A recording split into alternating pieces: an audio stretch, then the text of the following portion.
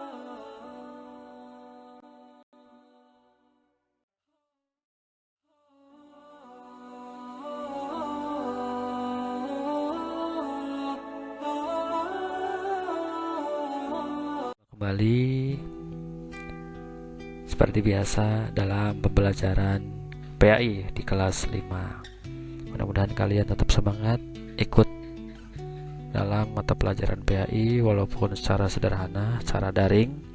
Mudah-mudahan kita semuanya paham dan mengerti, dan kita semuanya menjadi anak yang soleh dan solehah, ilmu yang bermanfaat. Amin ya rabbal alamin. Baik anak-anak sekalian, sebelum kita mulai ya di pembelajaran minggu ini, yuk kita sama-sama seraya berdoa. Kita doa sama-sama, bisa dibaca doanya. Doa sebelum belajar singkat. Bismillahirrahmanirrahim. Raditu billahi rabba wa bil islami dina wa bi muhammadin nabiyya wa rasula. Rabbi zidni ilma warzuqni fahma. Kami ridha Allah Subhanahu wa taala sebagai Tuhanku, Islam sebagai agamaku, dan Nabi Muhammad sebagai nabi dan rasulku. Ya Allah, tambahkanlah kepadaku ilmu dan berikanlah aku pengertian yang baik. Anak-anak sekalian semuanya yang Bapak sayangi semuanya. Nah, sekarang bisa dilihat buku PAI-nya, Pendidikan Agama Islam di kelas 5. Masih ingat anak-anak sekalian kemarin kita belajar apa saja ya? Ya, kita kemarin belajar tentang sebuah surat di Al-Quran di pelajaran ke-6, yaitu mari belajar Al-Quran surat Al-Ma'un. Sudah pada hafal belum surat Al-Ma'un? Artinya udah hafal? Ya, baik, sudah ya. Mudah-mudahan kalian semuanya sudah hafal semuanya dan bisa dipraktekkan ketika sholat 5 waktu. Baik, kita akan belajar pelajaran ke-7. Mari mengenal Rasul-Rasul Allah, atau mari mengenal Nabi-Nabi Allah atau Rasul-Rasul Allah. Seperti yang kita ketahui anak-anak sekalian, Rasul dan Nabi yang kita kenal ada 25 Nabi dan Rasul ya, tapi kita dibatasin, tidak semuanya anak-anak sekalian. Nah, sebelum kita mulai belajar, Bapak akan bacakan apa makna Rasul Allah. Rasul artinya utusan, sedangkan Rasulullah artinya utusan Allah, yaitu orang-orang yang menerima wahyu dan berkewajiban menyampaikan kepada orang lain atau umat manusia. Difirmankan dalam surat Al-An'am ayat 48, Wa ma nursilul mursalina illa mubasyirina wa mundhirina. Dan tidak kami mengutus para rasul melainkan untuk memberi kabar gembira dan peringatan. Nah, anak-anak sekalian yang Bapak sayangi semua. Nah, ayat di atas menjelaskan tentang alasan Allah mengutus para rasul. Jawabannya adalah untuk memberi kabar gembira dan juga memberi peringatan. Kabar gembira maksudnya menyampaikan janji Allah bagi orang yang taat perintahnya. Bagi mereka diberikan kenikmatan dan kesenangan di dunia maupun di akhirat kelak. Rasul memberi peringatan, yaitu bagi mereka yang ingkar kepada Allah dan Rasulnya dan akan mendapatkan balasan yang buruk di neraka jahanam. Na'udzubillahi min dzalik. Nabi dan Rasul adalah manusia biasa, laki-laki yang dipilih oleh Allah untuk menerima wahyu sebagaimana manusia lainnya. Dan Rasul pun hidup seperti kebanyakan manusia biasa, yaitu makan, minum, berjalan, jalan, nikah, punya anak, sakit, senang, susah, semakin tua, mati, dan sifat-sifat manusia yang lain. Yang B, tugas dan sifat Rasul-Rasul Allah. Anak-anak sekalian, perlu kalian sadari bahwa utusan Allah atau Rasul mempunyai tugas yang sangat berat, yaitu apa? Memimpin manusia agar hidupnya sejahtera, bahagia dunia akhirat.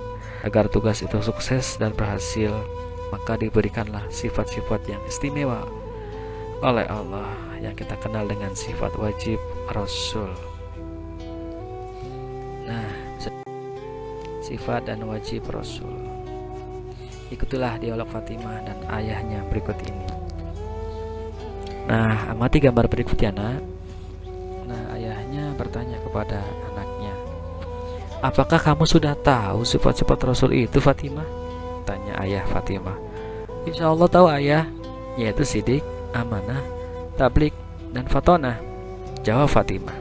Coba kamu jelaskan sifat-sifat itu secara rinci, pinta ayahnya. Wah, belum bisa ayah, jawab Fatimah. Nah, kalau begitu tolong ambilkan buku di laci kecil meja belajar abangmu. Judulnya sifat-sifat wajib bagi Rasul. Nah, langsung aja. Beberapa jam kemudian, Fatimah menghampiri ayahnya yang masih duduk bersama ibunya di ruang makan. Seraya berkata, "Ayah, aku sudah selesai membaca halaman 8 sampai 10." Bagus. Sekarang coba jelaskan. Nah, anak sekalian yang Bapak sayangi semua, kelas 5A, B, dan C. Pertama adalah apa anak sekalian? Yaitu Rasul mempunyai sifat sidik, artinya jujur dan benar. Seorang Rasul selalu benar dalam perkataan, perbuatan, dan mustahil dia berkata dusta maupun bohong. Yang kedua apa? Yaitu Rasul amanah. Iya, Rasul amanah artinya apa? Dapat dipercaya. Seorang Rasul mustahil berkhianat atau ingkar janji, karena dia wajib menyampaikan amanah dari Allah. Semua perkataannya, perbuatan harus benar, tidak boleh bohong, ingkar janji. Yang ketiga, Rasul bersifat tablik. Apa itu tablik? Tablik artinya menyampaikan. Seorang Rasul harus menyampaikan pesan-pesan Allah kepada umatnya walaupun terasa sulit, dianggap membahayakan, tapi tidak boleh menyembunyikannya. Harus disampaikan kepada umatnya, pahit dan buruknya semuanya harus disampaikan. Kemudian keempat apa, anak sekalian? Rasul bersifat fatonah, artinya cerdas, pandai, dan bijaksana. Seorang Rasul harus pandai dan cerdas akalnya, memiliki kekuatan berpikir yang tinggi dan memiliki hati yang bersih dan akal budi yang tinggi. Dengan sifat ini, seorang Rasul dapat menyelesaikan tugas kerasulan dengan baik. Nah, anak sekalian, sudah paham belum tentang materi ini? Ya, materi ini tentang yaitu sifat-sifat wajib seorang Rasul, yaitu pertama sidik, kemudian amanah, kemudian tablik, nah kemudian fatonah. Ya, harus tahu ya. Nah, sekarang lanjut anak-anak sekalian, mari kita membiasakan sifat seperti contoh berikut ini. Nah, lihat gambarnya. Gambar apa ini anak-anak sekalian? Di gambar 73 bisa dilihat seorang siswa sedang menyampaikan titipan kepada tetangga. Itu artinya adalah sikap jujur. Ya, jujur. Dia tidak berkhianat. Dia dipercaya, ya. Artinya sidik atau jujur dan benar. Berbuat yang benar artinya perbuatan yang sesuai dengan perintah agama. Ucapan yang tutur katanya harus baik dan benar. Perilaku harus baik dan santun. Hindari berbuat buruk yang tidak disenangi oleh Allah dan manusia. Kalau kita percaya atau dititipi seseorang, ya harus sampaikan, harus jujur dan ikhlas bahwa barang itu bukan milik kita. Kita sampaikan ke orang lain. Anak-anak sekalian, belajarlah kalian sebagai tukang parkir. Lihatlah tukang parkir. Tukang parkir dititipin mobil mewah, mobil Mercy, Lamborghini, motor CBR, atau sepeda yang bagus. Mereka tidak berhati ambil lagi mobilnya, motornya, atau sepedanya. Mereka ikhlas. Nah, seperti itulah kita belajar seperti tukang parkir. Ya, semuanya adalah titipan dari Allah. Makanya anak sekalian, kita harus manfaatkan dengan baik dengan melalui sifat-sifat Nabi. Kita harus sidik. Apa itu sidik? Jujur dan benar. Jadi orang harus jujur dan benar. Kemudian amanah. Amanah artinya dapat dipercaya. Semua perkataan, perbuatan, tindakan, ya, dan tidak boleh ingkar janji. Kemudian kita juga tablik, menyampaikan apa yang disampaikan oleh orang lain, meskipun berat, ya. Misalkan mama kalian berpesan, "Nak, tolong bilangin sama adek, ya, adek harus nurut sama kakak." Nah, kamu juga harus bilang ke adek seperti itu. Kemudian fotona, cerdas, pandai, bijak. Sana orang cerdas, orang pandai itu ada usahanya. Usahanya apa anak sekalian? Betul sekali. Kita baca buku, ya, mengerjakan soal, dan semuanya yang diperintahkan oleh bapak dan ibu guru kalian. Nah, selanjutnya apa? Dilihat anak-anak sekalian, ternyata ada loh Rasul, golongan Rasul disebut ulul azmi. Apa itu Bapak ulul azmi? Bisa dilihat ya nak di halaman 62 atau C, ya. Nah, kata ulul azmi ada dua kata. Pertama adalah ulul dan al-azmi atau azmi. Ulul atau ulu atau uli artinya mempunyai atau memiliki. Kalau azmi artinya teguh atau tekad yang kuat. Ulul azmi artinya memiliki keteguhan, tekad yang kuat. Kalau disebut Rasul ulul azmi berarti Rasul itu memiliki keteguhan, hati yang kuat sebagai Nabi, sebagai Rasul yang hebat, tabah, sabar, dan kuat, bijaksana dalam menjalankan tugasnya. Apa saja, siapa saja yang tergolong ulul azmi? Nah, di sini dijelaskan, yaitu ada berapa anak sekalian? Iya, satu adalah Nuh alaihissalam, kedua Ibrahim alaihissalam, ketiga Musa alaihissalam, keempat Isa alaihissalam, dan kelima adalah Rasulullah Muhammad sallallahu alaihi wasallam. Ya, ada 5 rasul-rasul yang tergolong ulul azmi. Baik, Bapak ceritakan ya secara singkat. Nabi Nuh adalah keturunan ke-10 Nabi Adam. Ia mengajak manusia agar menyembah Allah dan melarang hambanya, dan melarang memperhambakan diri kepada selain Allah.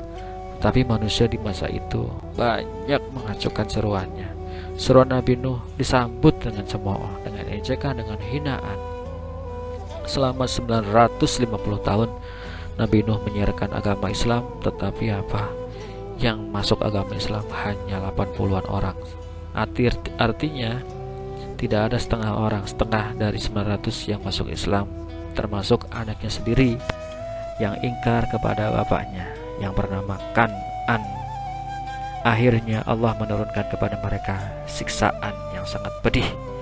Walaupun tinggal di pegunungan, kemudian Nabi Nuh membuat perahu yang sangat besar, dicemooh, dihina, dicaci maki, akhirnya hujan datang, banjir pun datang. Tidak ada yang selamat. Tidak ada yang selamat, meskipun anaknya, yaitu Kan'an, kecuali pengikutnya Nabi Nuh.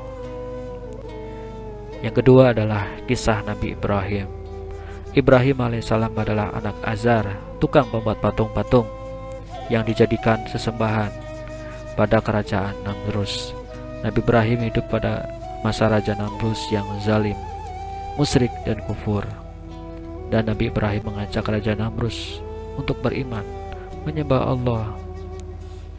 Ia mengajak agar mereka meninggalkan menyembah berhala-hala yang banyak sekali di kerajaannya. Ada banyak kesabaran dan keteguhan sampai Nabi Ibrahim dibakar pada kaum Namrus, dan alhamdulillah Nabi Ibrahim tidak apa-apa. Yang ketiga adalah kisah teladan Nabi Musa alaihissalam. Putra Imran, keturunan Bani Israel, ia hidup pada masa Raja Fir'aun yang sangat zalim sekali, yang kita kenal Ramses atau Raja Ramses, yang mengaku dirinya sebagai Tuhan, dan siapa yang tidak mau menyembahnya, dia akan dibunuh.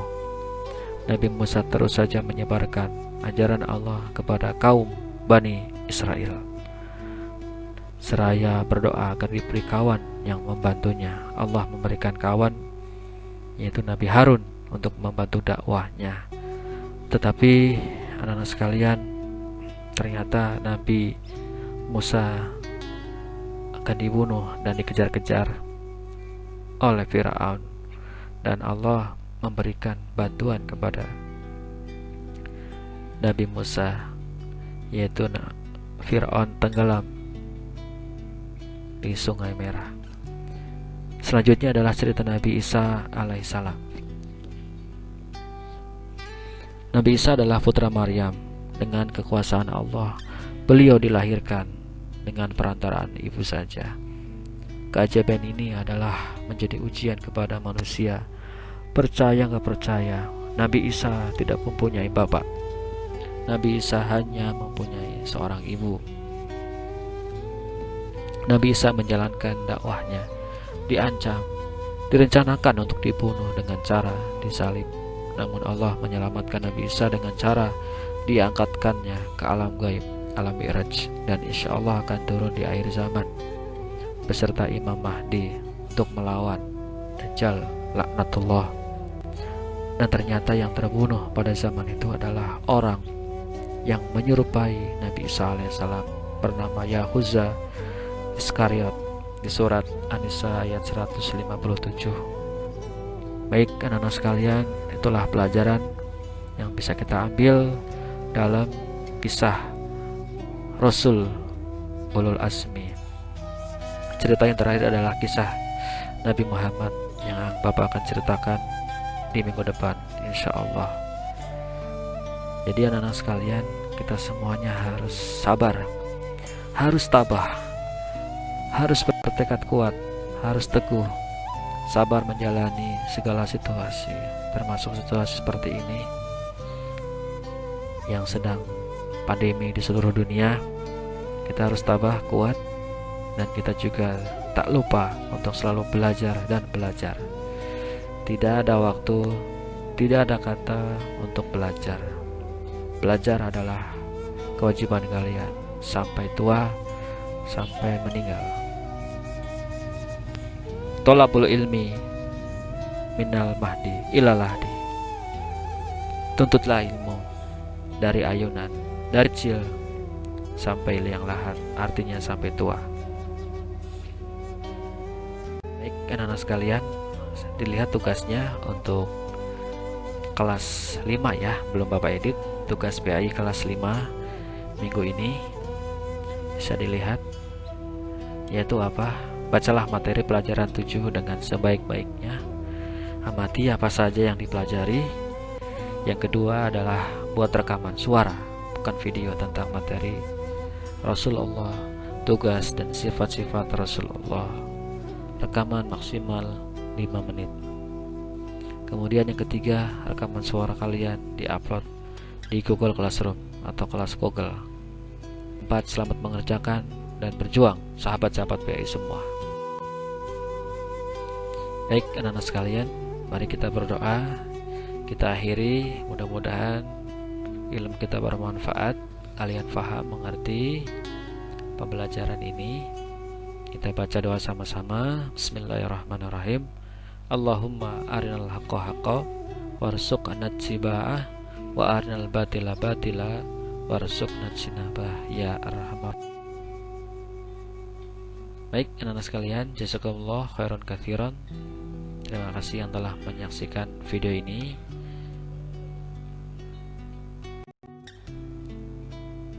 Terima kasih atas perhatiannya. Kurang lebihnya Bapak minta maaf yang sebesar-besarnya. Wassalamualaikum warahmatullahi wabarakatuh. Sampai jumpa minggu depan. Dadah.